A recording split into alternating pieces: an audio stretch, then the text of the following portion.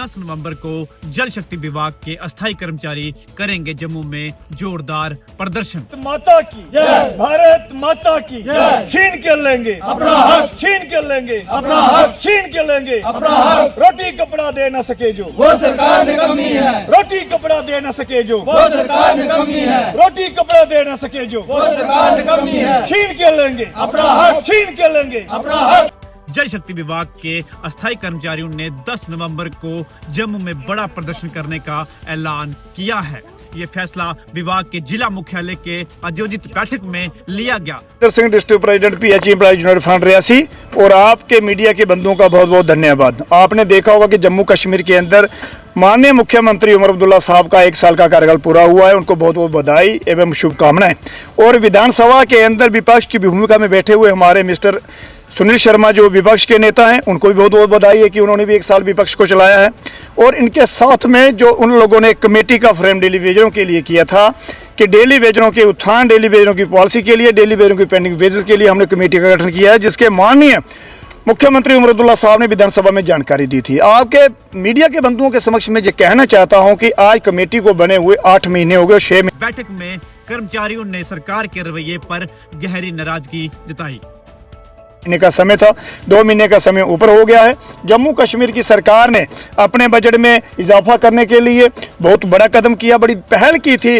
महराज मलिक जो डोडा के MLA जीते थे, उन्होंने कहा था कि मुझे 3 लाख रुपया चाहिए, लेकिन भारतीय जनता पार्टी ने नेशनल कॉन्फ्रेंस के इशारे पर 3 लाख के लिए हामी भर दी। उन्हें अपने 92 लाख रुपया जो चाहिए वो मिलेगा बोनस के तौर पर।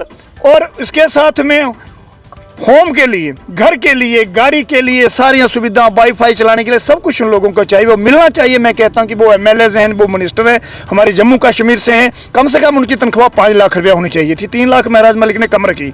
मैं ये कहना चाहता हूँ कि 9300 रुपये लेने वाले डेली वेजेस, चाहे वो सफाई कर्मचारी हैं, चाहे वो बिजली विभाग के लोग हैं, चाहे वो PHE के डेली वेजेस साथी हैं, 57,402 आदमी जो पिछली सरकार में 2017 की बायोमेट्रिक के दौर में 57,402 आदमी ऑल विभाग के डेली वेजेस थे।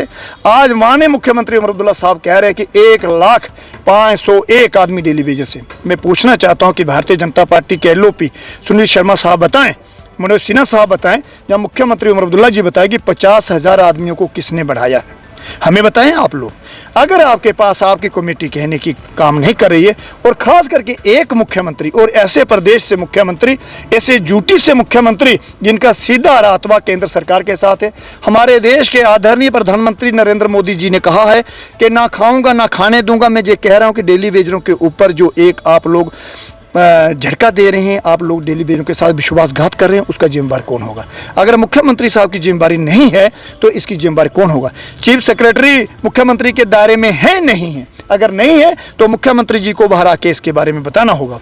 अगर वो है तो इसकी जवाबदेही देनी होगी। अगर मनोज सिन्हा साहब ने जो कहा है कि डेडवुड अधिकारियों को बाहर का रास्ता दिखाना है, तो क्या उसमें सिर्फ डेली वेजर ही हैं? क्या उसमें टीचर आते हैं? क्या वो लोग प्रशासनिक दौरे में जो लोग बैठे हैं? मैं शालीन काबरा जी से पूछना चाहता हूं, आप तो PHE से बहुत भली भांति वाकिफ है, क्या आप लोगों को कमीशन चाहिए? आपको कमीशन चाहिए? अब आगे क्या करेंगे? नवंबर को PHE employees union front Jammu सूबा के अंदर 10,000 से ज्यादा की संख्या में उतरेगा और जम्मू कश्मीर के प्रशासन को, जम्मू कश्मीर की विपक्ष को, जम्मू कश्मीर की सत्ता पक्ष को ये हम बताएंगे कि डेली वेजेस कहाँ हैं। अगर ये लोग यही चाहते हैं कि सड़कें बंद हों, ये लोग यही चाहते हैं अस्पताल बंद हों, ये लोग यही चाहते हैं पानी बंद हों, हम ऐसी उम्मीद नहीं करते थे। मैं बहुत उम्मीद करता था कि जम्मू कश्मीर के मुख्यमंत्री उमर अब्दुल्ला साहब एक नौजवान साथी हैं। पिछली सरकार के टर्म में उन्होंने 450 न्यायावत और तहसील का गठन किया था। 58 से 60 साल उन्होंने नौकरी जॉब दिया था। युवाओं को उन्होंने थोड़ा अंधेरे में रखा था, उसका उन्होंने भुगतान भी किया है। आज पुनः वो सरकार में आए हैं और जहाँ तक मेरा ताल्लुक है, मैं 30 अप्रैल को PHE मिनिस्टर जावेद राणा जी से मिला था और मैं 27 को सतीश राणा, हमारे सतीश शर्मा कैबिनेट मिनिस्टर में, उनसे भी मिला था। मैंने उनसे ये फाइनल में बताया है कि आपके पास आ जाएं, आज के बाद नहीं आएंगे। जो डेली वेजेस का इशू है, इस इशू के ऊपर सरकार को धोखा सरकार के लोग दे रहे हैं। एक लिस्ट भी आई बारे में देखिए, जे इनकी लोगों की जो लिस्टें आई हैं, ये तो ये तय कर रहे हैं कि जो डेली वेजेस अभी बाहर जाएंगे, बाहर निकलेंगे, उनको टर्मिनेशन किया जाएगा, उनके ऊपर हम कार्रवाई करेंगे। ये नालायक क्या कर सकते हैं? ये यही कर सकते हैं। लेकिन मैं डोडा, किश्तवाड़, लिस्ट से संतुष्टि है आपको? नहीं। मैं ये कहना चाहता हूं, कई लिस्टें आई, कई आई, हाई कोर्ट के निर्देश आए हैं कि 2015 के बाद जो जो लोग लगे हैं हम उन्हें कुछ नहीं कर सकते, हम उनको पेंडिंग तनख्वाह नहीं दे सकते। मैं पूछना चाहता हूं माननीय हाई कोर्ट से कि 2015 के बाद किन लोगों को किसने लगाया? क्या वो चीफ इंजीनियर वाकिफ थे? क्या वो ऐसी स्टेंट जो एग्जीक्यूटिव इंजीनियर थे वो वाकिफ थे? क्या वो डीडीओस थे? क्या वो डिप्टी कमिश्नर थे? इनके ऊपर ताला कब लगेगा जनाब? इनके ऊपर ताला लगाने की सख्त जरूरत है। ये डेली वेजर्स अपने हकों की बात कर रहे हैं और हमारे deputy chief minister Surendra Chaudhary साहब बहुत बड़े बड़े भाषण दे रहे हैं, बहुत बड़ी बड़ी बातें कर रहे हैं, लेकिन डेली वेजरों से काफी दूरी बनाए रखे हैं। कह रहे हैं कि daily Vaser Bharatiya Janata party की गोदी में है।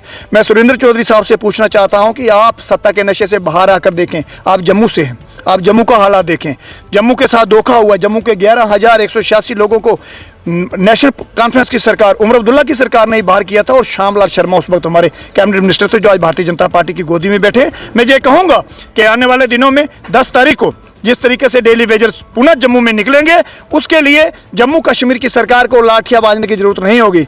अगर एक लाठी मारी जाएगी उसको हम सहन करेंगे, अगर दूसरी लाठी पड़ेगी हम उसको भी सहन करेंगे। और मैं समस्त डेली वेजर साथियों से आपके चैनल पर कह रहा हूं, हम तीसरी लाठी ना खाएंगे, लाठी का जवाब लाठी से देंगे।